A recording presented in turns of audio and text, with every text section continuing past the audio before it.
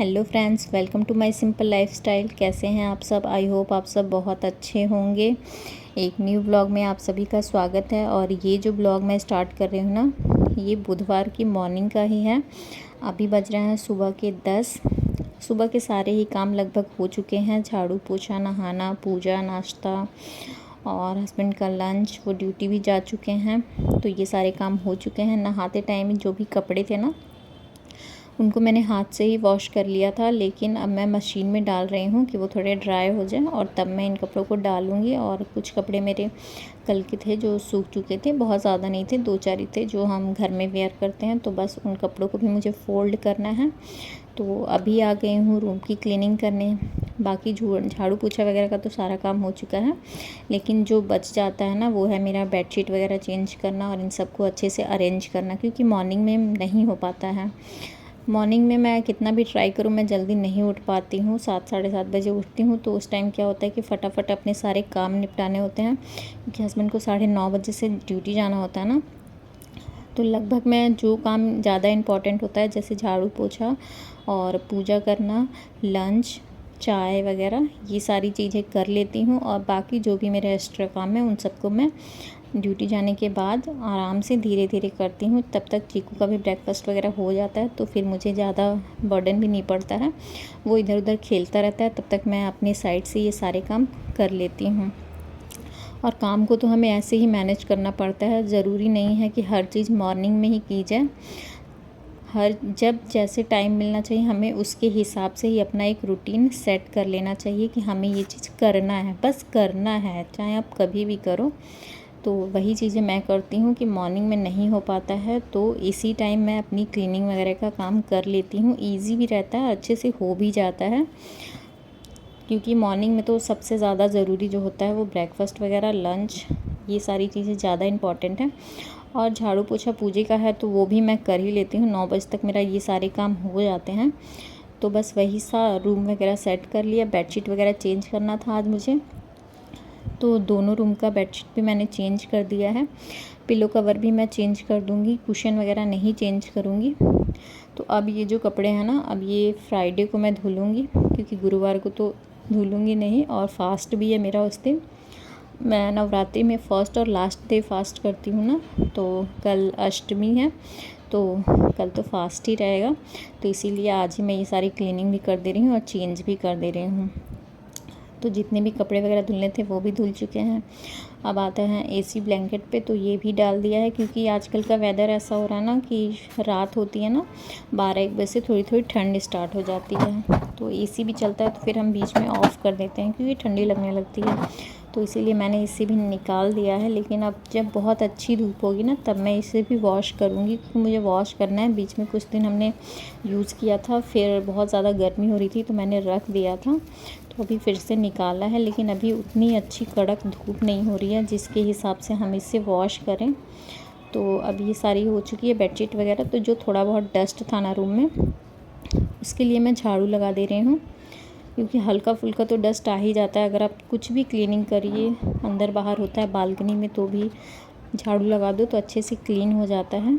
तो वो हो चुके थे, और अब बारी थी कपड़ों को डालने की, क्योंकि कपड़े भी हमारे ड्राई हो चुके हैं। ड्राई करके कपड़े डालो ना, तो ये बेनिफिट होता है कि बहुत ही जल्दी, मतलब आपके कपड़े सूख जाते हैं। अगर हल्का फुल्का हवा वाला मौसम भी रहता है ना, तो कपड़े ईज़िली सूख जाते हैं, नहीं तो बहुत ज़्यादा टाइम लेते हैं। तो मैं तो यही करती हूँ, क्योंकि एक तो यहाँ बालकनी में उतना ज़्यादा धूप आता नहीं है, जितना आता है उतने में कपड़े जल्दी सूख जाते हैं अगर मैं ड्राई करके डालूँगी। ड्राई करके नहीं डालूँगी ना, तो मुझे पूरी रात छोड़ना पड़ता है, तभी जाके ये कपड़े अच्छे से सूखते हैं। तो इसीलिए मैं यही करती हूँ कि मैं भले हाथ से कपड़े वॉश करूँ, लेकिन ड्राई करके ही कपड़े डालती हूँ मैं। अच्छा रहता है, जल्दी सूख भी जाता है। क्योंकि इस टाइम का जो लखनऊ का वेदर है ना, कभी मॉर्निंग में अचानक से एकदम कड़क धूप हो जाती है, और फिर जैसे ही दोपहर होगा, 2-3 बजेंगे, अचानक से ही एकदम तेज़ बारिश स्टार्ट हो जाती है। तो मौसम का तो कोई गारंटी नहीं है इस टाइम। और जो चीकू के छोटे छोटे कपड़े होते हैं ना, उन्हें मैं चेयर पे ही डाल देती हूँ, आराम से सूख जाते हैं। और साइड में ना बहुत अच्छी धूप आती है, तो वहीं बालकनी में साइड में रख देती हूँ। तो इसके कपड़े तो आधे घंटे में सूख जाते हैं, क्योंकि वहाँ बहुत अच्छी कड़क धूप है, तो वहाँ सूखने में ज़्यादा टाइम भी नहीं लगता। तो रूम वगैरह सब कुछ सेट हो चुका था, देख सकते हैं फर्श वगैरह सब कुछ क्लीन है। दोनों रूम को अच्छे से सेट कर लिया है। ये सारे काम हो जाते हैं ना तो लगता है कि हाँ अब प्रॉपर पूरा काम हो चुका है, अब हमें कुछ नहीं करना है। ये सारे काम करने के बाद फ़िलहाल मुझे सच में कुछ नहीं करना रहता, बस जो रहता है वही दोपहर का दाल चावल बनाना रहता है। तो दाल भी मैंने बनने को रख दिया है, वो भी होते रहते हैं और साथ में मैंने ये सारा काम भी चलता रहता है। तो ऐसे क्या होता है ना, अपने लिए भी टाइम बच जाता है और हम थोड़ा रेस्ट भी कर सकते हैं। तो दोनों रूम को क्लीन कर दिया।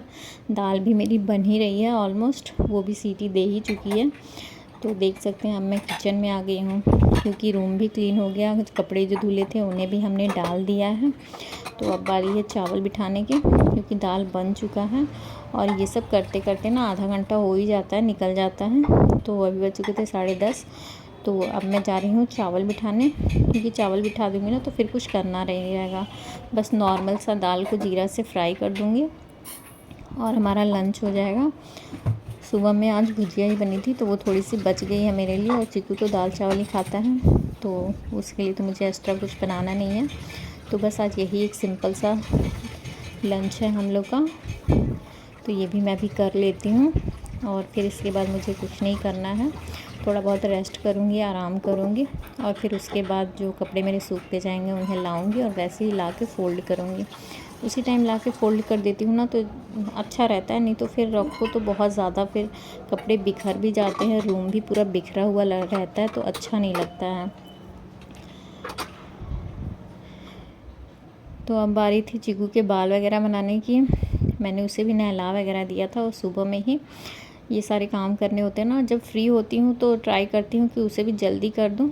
तो नहला दिया था लेकिन उसके बाल नहीं बनाए थे, तब तक वो खेल रहा था। तो मैंने सोचा कि चलो अपने ये सारे काम निपटा लेते हैं। और अभी पता है वो क्यों रो रहा था, वो ना बालकनी में जाने के लिए रो रहा था, क्योंकि वो ना वहाँ खड़े होकर बाहर का नज़ारा देखता रहता है, गाड़ी वगैरह आती है और बच्चों को देखता रहता है आते जाते। तो मैं उसको जब अंदर लेके आती हूँ ना तो वो ऐसे ही रोता है, तो थोड़ी देर रोएगा फिर चुप हो जाएगा, फिर जैसे याद आएगा फिर रोना स्टार्ट कर देगा बाहर जाने के लिए।